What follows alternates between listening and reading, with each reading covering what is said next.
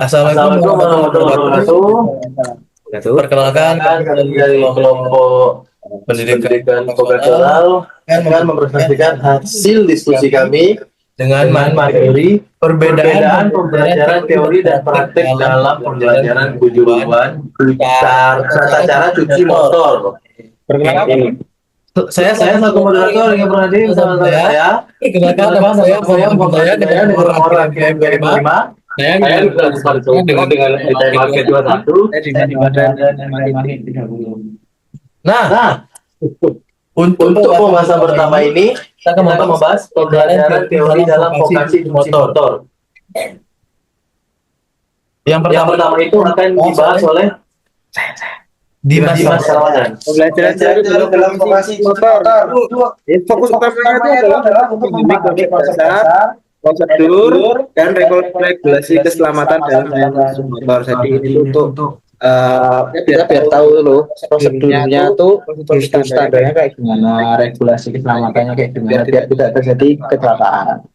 Yang kedua, efektivitas. Itu membangun fondasi pengetahuan yang kuat, esensial untuk keselamatan kerja, kualitas pelayanan, dan pemecahan masalah. Biar efektif, jadi kita harus fondasinya tuh dari pembelajaran yang terdahulu. Jadi kita kasih pemahaman, baru nanti prakteknya ada nanti dijelasin saja.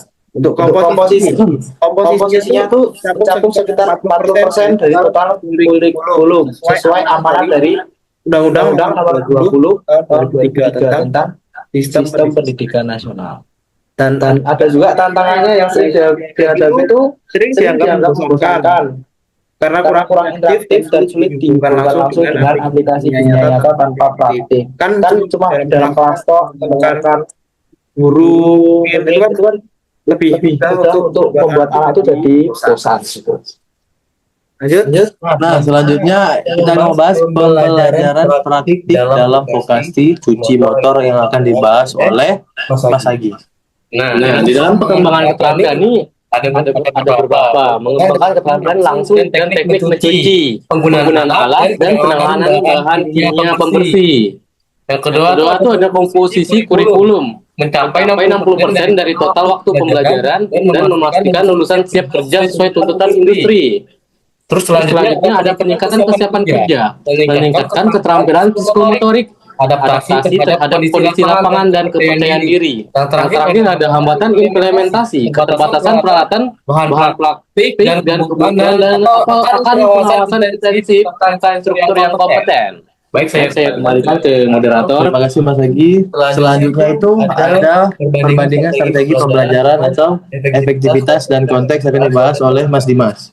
Perbandingan strategi pembelajaran.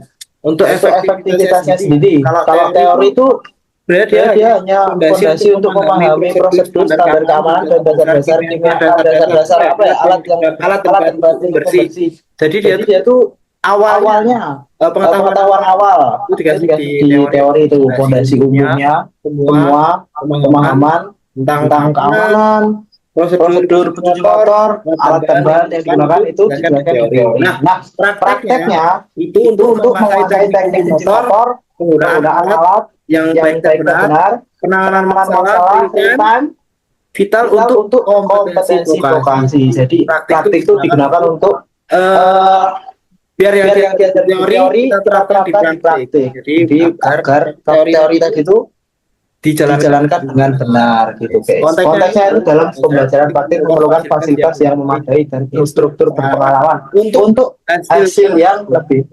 Terima kasih. Moderator. Selanjutnya tantangan dalam pembelajaran teori dan praktik di vokasi cuci motor yang akan dijelaskan sendiri. Pertama itu ada teori. Kurangnya minat siswa, metode pengajaran yang kurang interaktif, dan keterbatasan media pembelajaran yang relevan. Terus yang kedua itu ada praktik, keterbatasan akses terhadap alat dan bahan praktik, risiko keselamatan kerja, serta kebutuhan akan pengawasan yang intensif dari instruktur. Terus yang ketiga ada solusi, implementasi metode student learning atau sama dengan SCL dan pengembangan media pembelajaran yang kontekstual dan menarik. Terus yang terakhir adalah kolaborasi, kemitraan erat dengan industri untuk penyediaan sarana praktik yang mutakhir dan pembaruan materi ajar sesuai tren pasar. Selanjutnya ada kesimpulan dan rekomendasi akan dijelaskan oleh terakhir Mas Lagi. Ya, Kesimpulan dan rekomendasi. Ini ada tiga. Ada tiga. Yang pertama tuh saling melengkapi. Teori 40% dan taktik 60% adalah elemen esensial yang saling mendukung untuk membentuk lulusan yang kompeten dan siap kerja. Terus ada inovasi diperlukan. Inovasi metode pembelajaran dan penyediaan fasilitas praktik yang memadai menjadi kunci mengatasi tantangan pendidikan vokasi. Selanjutnya ada kemitraan strategis. Kolaborasi antara sekolah, industri, dan pemanfaatan teknologi digital akan menjadi pendorong utama keberhasilan. Marilah bersama-sama meningkatkan kualitas pembelajaran vokasi. Agar lulusan menjadi daya saing tinggi dan menjadi profesional yang hebat dan handal. Gitu teman-teman ya. Sudah. Ya.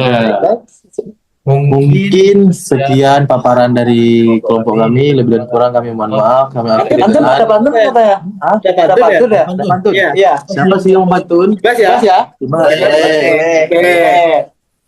Burung merpati, burung cendrawasih. Sekian dan terima kasih.